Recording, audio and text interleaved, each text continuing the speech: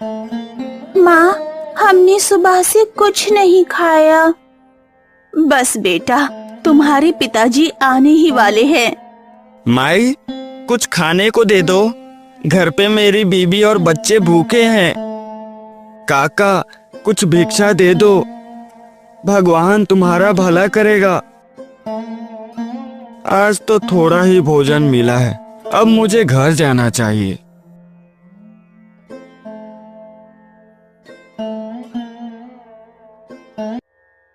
भाग्यवान, बच्चों को जगा दो। देखो, मैं भोजन लेके आया हूँ। अब ये बच्चे सुबह ही जागेंगे, बेचारे भूखे ही सो गए। देखो जी, या तो कोई काम ढूंढ लो, वरना हमें मार डालो। मुझसे बच्चों की ये हालत देखी नहीं जाती। भाग्यवान, मैं खाली हाथ घर कैसे आता? सुबह से अब जाके खाने को कुछ मिला है। तुम्हें तो पता ही है, हमारे पास 2 वक्त का भोजन खाने के लिए रुपए भी नहीं है।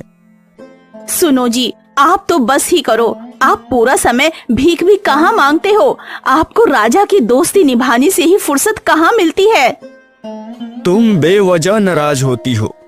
आखिर वह हमारे राज्य के राजा हैं और तुम्हें तो खुश होना चाहिए। इस राज्य का राजा मेरा बचपन का मित्र है।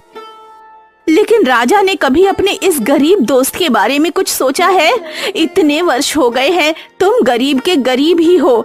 वो खुद घोड़े पर बैठकर शिकार करता है और तुम्हें पैदल दौड़ाता रहता है। मदन कुछ नहीं बोला, वो बस चुपचाप अपनी पत्नी की बातें सुनता रहा। लेकिन उसके मन में राजा के प्रति कोई शिकायत नहीं थी।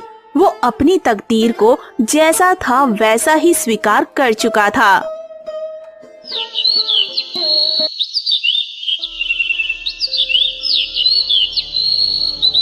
मदन, चलो दोस्त, शिकार पर चलते हैं। मुझे क्षमा करें महाराज, मैं आज आपके साथ नहीं चल सकता। राजा को ये सुनकर बहुत आश्चर्य हुआ। उसने हैरानी से पूछा, मैं क्या सुन रहा हूँ मदन? आज तक तो तुमने कभी इनकार नहीं किया। महाराज, मैं गरीब आदमी हूँ। मैं दिन भर आपके साथ शिकार के पीछे भागता हूँ, फिर शाम को भीख मांगने निकलता हूँ।